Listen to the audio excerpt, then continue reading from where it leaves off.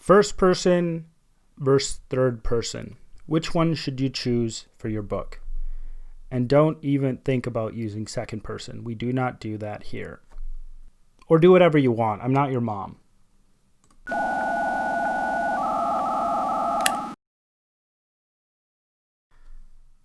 Welcome to How to Write Good. I am your host, Daniel Poppie. You can find out more about me at danielpoppie.com. If it is your first time here, How to Write Good is a writing podcast that seeks to find principles and advice that can be applied across a broad range of writing situations. If you've been here before, don't forget to subscribe, hit that like button below, and share. There are a lot of differences between first and third person. They are very clearly different things. They're very clearly different ways of writing. And I don't want to address the differences between first and third person as a list form, though it may be hard to address them outside of a list form. I want to talk about these in a way that other people haven't, at least in a way that I haven't heard about them. And the way I want to talk about first and third person is probably the most important way in which you should think about anything or talk about anything in relation to writing. And that is how the readers experience something in writing. How do readers experience first person?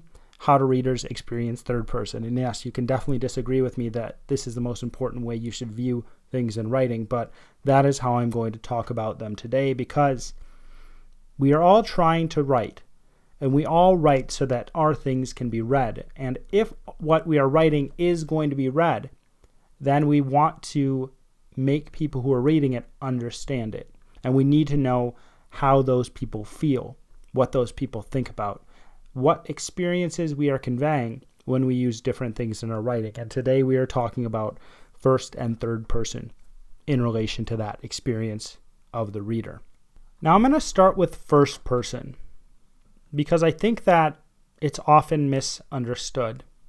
People often think you are seeing through a character's eyes when you're reading first person, but you're not seeing through a character's eyes when you're reading first person. The only instances that I think you're seeing through a person's eyes are in video games and some movies, very few movies. And yes, I would include video games with a third person view as seeing through a character's eyes. But a first-person view is not seeing through a character's eyes. A first-person view, I think, is very raw. I think it is very unique. I like it a lot because I think it connects back to the oral tradition of storytelling that I have talked about in the past. All writing goes back to this idea of storytelling person to person. All writing goes back to how the words are actually said, how people move around the room, the actions they make. All writing connects back to that flow of the words and how people are going to be affected in the moment when they're experiencing those words. First person isn't seeing through another character's eyes. First person is being told a story. It is like having someone across from you at a table, or you're both sitting next to a fire, or someone is writing you letters, and that is very similar, and they're telling you how everything went. So it can be a very intimate thing. So I think this is very important, and I think we need to keep this idea in mind because it will change how we write things from the first person perspective. Again, you aren't trying to get inside the reader's heads. The reader isn't seeing through the eyes of that character any more than they see through the eyes of the characters when it's written in third person.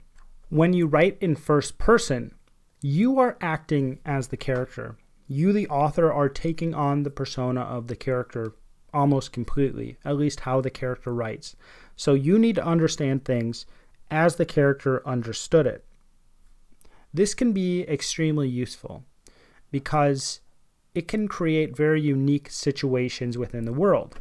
Think about how you function in the world. You don't know everything.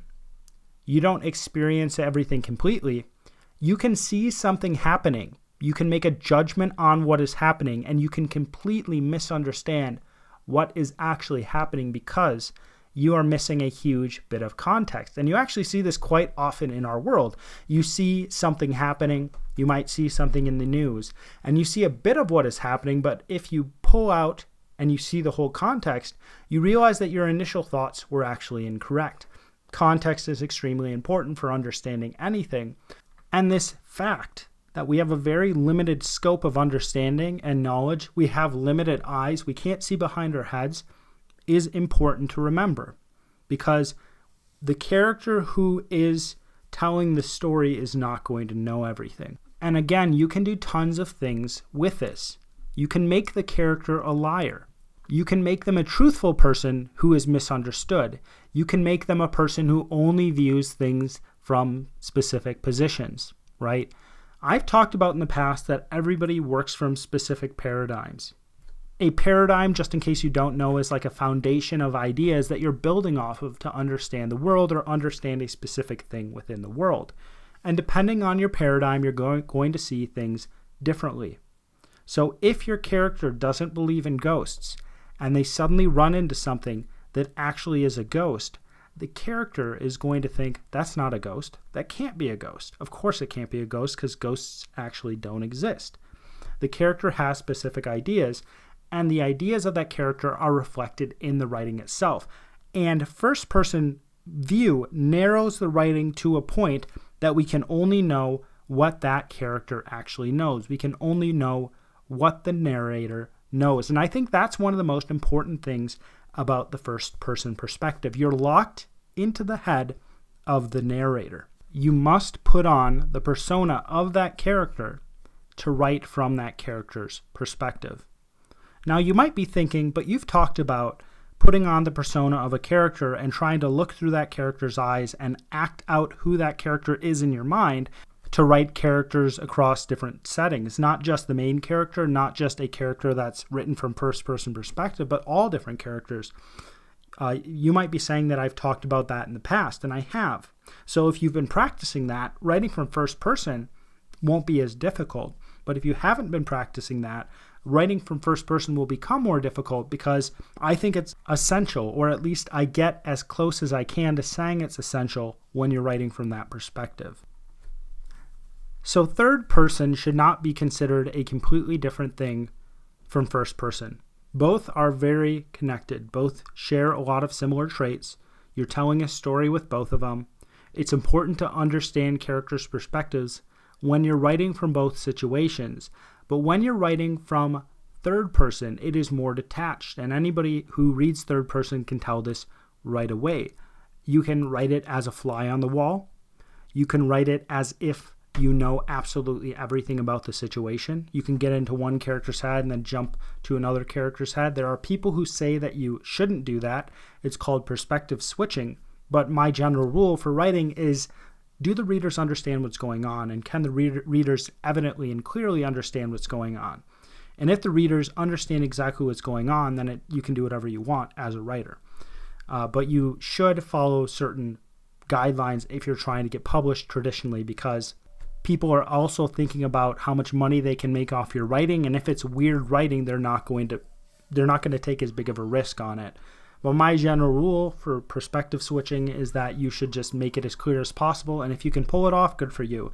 But like I said, you can be a fly on the wall, you can know everything about the situation, or you can narrow your perspective to one character or multiple characters within the story. One of the ways that this can actually be so powerful, or at least one of the ways I think that writing from third-person perspective can be so powerful, is that you can jump from different characters from chapter to chapter, or narrative break to narrative break, if that makes sense. If you are writing from first person, you can certainly switch from one first-person thing to another, but I think it's harder to get out of that original person's head, if that makes sense.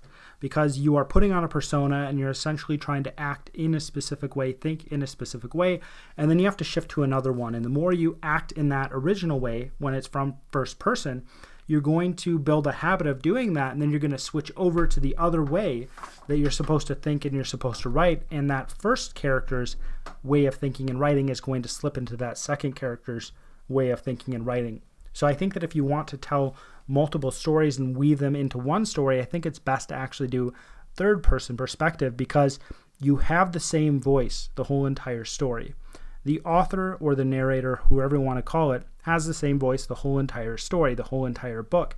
And all you have to do is present the characters as you want them to be with that same voice and in that same way. So it's not as complex as switching from one first-person perspective to another first-person perspective.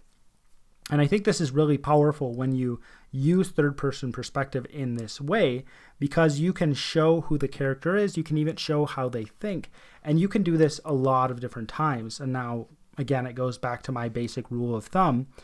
The reader needs to understand what's going on, the reader needs to understand the story, everything needs to flow together. But at the same time, if you can do it, I don't see why you shouldn't be able to do it. Now, I think the biggest difference between first-person perspective and third-person perspective is this limited view. I think that first-person perspective has a much more limited view than third-person perspective, and often when third-person perspective is written, you see everything happening at once. You see one character do something, you see the other character react. When you're writing from any perspective, and whatever type of writing you want to do, whatever viewpoint you want to take, you need to take into account what people see. You need to take into account what people feel. You need to take into account your style of writing. And it can take some practice to do this. So if you are writing first-person perspective, you are limited, or at least the narrator is limited to seeing specific things within the world. When you do descriptions, it's especially important that you do descriptions in a way that reflects how that person experiences things. When you interact with characters, you need to have that narrator interact with that character in a way that narrator will actually interact with that character, and then that narrator might also have other thoughts about that character as well, or they might reflect on that experience with that specific character. In third person, you could have it from one person's perspective. You could only use one person's perspective. So what you're doing is very close to first-person perspective, if that makes sense. And you have to draw the whole entire world through that sieve of the main character. But you can see behind that character's head in some cases. You can see whether someone's sneaking up on that character in some cases, right? It just depends on what you want to do. And the farther away you move from that first-person perspective, if you get out of that main character's head, if you just talk about what's happening, I think you're going to lose something that's personal. I think you're going to lose something that people understand and connect to. But I think there's other things you're going to gain. You're going to be able to weave the pattern of the story around your characters. So if you wanted to have all of these little bits and pieces coming together and you don't know, or the reader doesn't know what's happening that whole entire time, and then you can do that. You can actually have like 10 different characters, you tell 10 different stories, and you all bring it slowly together until everything connects. And that's a really cool way to do something, and you can't do that in the same way. You can try to do something similar in first person, but it's much harder to do it in first person. So I think that first person is more intimate. First person has less moving parts, I suppose, in some sense, even though there's a lot of moving parts in storytelling. Third person opens up the world to the possibilities of what you can do and how you can tell that story to a certain degree. I wouldn't call any easier than any other, and I wouldn't call either of them any better than any other. They're both different than one another, and they do share similarities, and they do allow you to tell a story. So what do you think? Do you think I'm way off, or do you have any other perspectives or ideas related to how these different perspectives work? If you do, you can definitely reach out to me or comment below. I love to hear your questions or just read your comments and interact. If you enjoyed this podcast and you want to support me, there's really one simple thing you can do. You can go to danielpoppie.com/newsletter and sign up for my newsletter. And when you sign up, you'll actually be able to get access to my publication roadmap. So that's everything I have planned for pretty much every project I have into the next decade. Again, that is danielpoppie.com/newsletter. You can also find the link below.